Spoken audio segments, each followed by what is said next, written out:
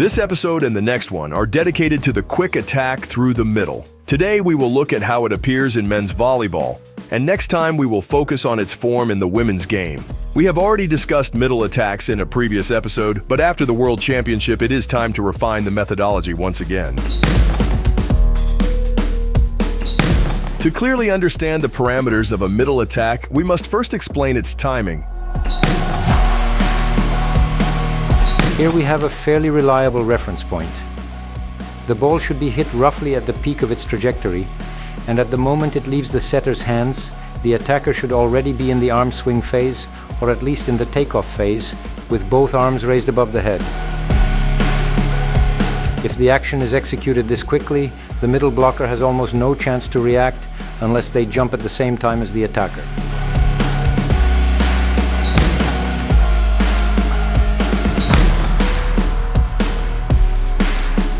And now to arm speed. As is well known, a middle attacker has only a short time between the set and the hit. If the hit is to be executed correctly, with the elbow drawn back, we must prepare the player well for it. From traditional quick overball throws, through standing hits from the ground, to various simulations of attacking situations. Here, the middle attacker drives the ball sharply downward. This is exactly what we want from middle attackers. With such an attack, they essentially eliminate the opponent's chance to defend the ball. Simulations of attacking situations already depend heavily on the setter. At first, the setter delivers the ball into the arm swing of the jumping attacker. After initial difficulties in coordination, it soon begins to work, and it is precisely at that moment that there is still time to observe and correct all technical elements of the attacker, both the approach and the arm swing. Later, players will have to focus on solving the situation rather than on their own movements. We introduce additional drills to eliminate mistakes and misunderstandings right from the beginning. For example, here, at the moment of the set, the arms should already be above the head, but they are still down. That means the action is too slow. The middle attacker should take off approximately 1.5 to 2 meters from the net, as we can observe with players from the United States of America or Bulgaria. At the same time, we insist on correct takeoff positioning, the left side of the body facing the net and the left foot turned slightly inward. This is often a problem in youth categories. Young players jump too close to the net and only push the ball down instead of properly spiking. That is why we use similar drills. They do not allow pushing the ball and force the player to execute a real spike. There is also another important aspect for middle attackers. In situations where the middle blocker approaches from zone 2, meaning from the right side, he must move to the left of the setter and at the end turn into the correct takeoff position with the left foot rotated inward in front.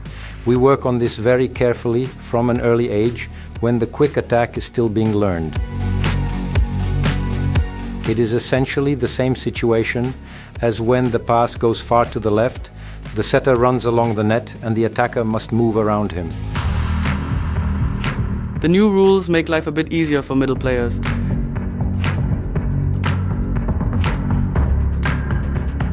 They can already move into their starting position during the server's toss, so they encounter this situation less often. Nevertheless, we must prepare players for it. There is also one detail that an inexperienced coach might easily overlook.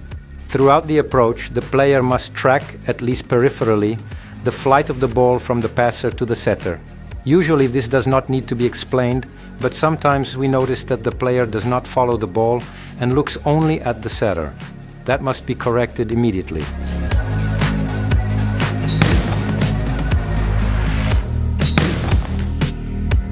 A setter needs an excellent pass close to the net to run first tempo attacks. But what if the pass is not ideal? What if the ball is a few steps off the net? How does he deal with it?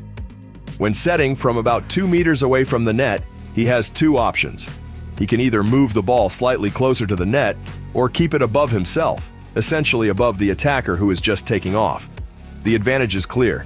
The ball is farther from the net, making it harder for the opponent to block.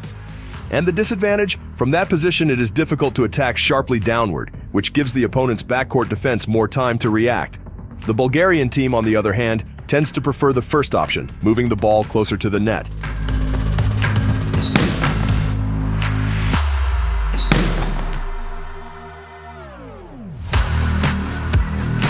Now it becomes more demanding. The setter must decide whether to attempt a quick middle attack even when he has to run for the ball as far as the 3-meter line. This is a true test of courage.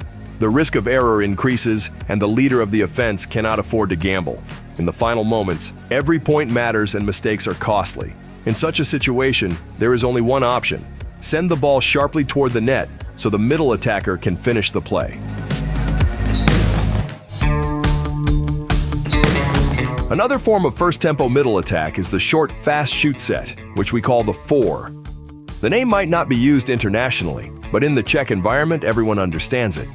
It is a fast set over a distance of 1 to 2 meters. In some situations, it is tactically advantageous, but technically more demanding to execute. We now show the path that both the setter and the middle attacker must go through if they want to reach the level of execution we have just seen. It begins on the ground. A useful tool is the so-called hitting table. The attacker does not need to perform hundreds of jumps right away.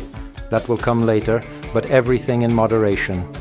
The setters then gradually move into jump situations, first with the attacker on the table and later in real conditions. Of course, we practice attacks to both sides, to the right into zone 5 and to the left into zone 1. Since we are still in controlled conditions, we can also focus on technique. For example here, the elbow is drawn back. Yes, that is correct. We continue. Of course, we must also show how to deal with a poor reception. We know this from the standard quick attack, but here, the ball must first be directed toward the net, essentially thrown. From there, the familiar sequence of a middle attack after an off-net reception begins.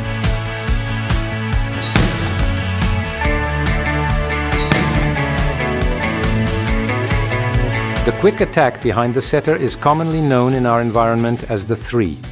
It appears less frequently in matches for both technical and tactical reasons, but that is another topic. Its training does not bring anything fundamentally new and largely repeats the process from previous variations. What matters is that no team should be without it in their attacking repertoire.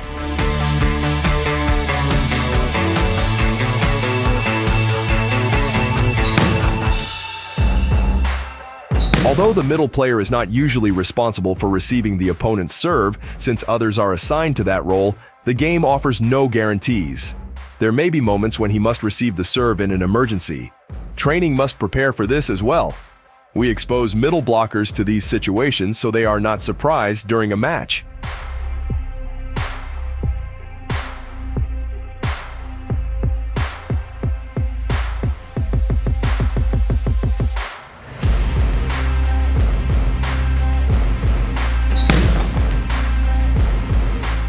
There are also other tactical variations.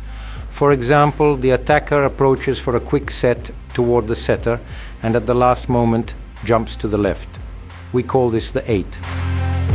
Finally, we briefly indicate how the middle attack can be connected with other attackers as seen in a successful Czech team, but that will be the topic of another, equally interesting episode.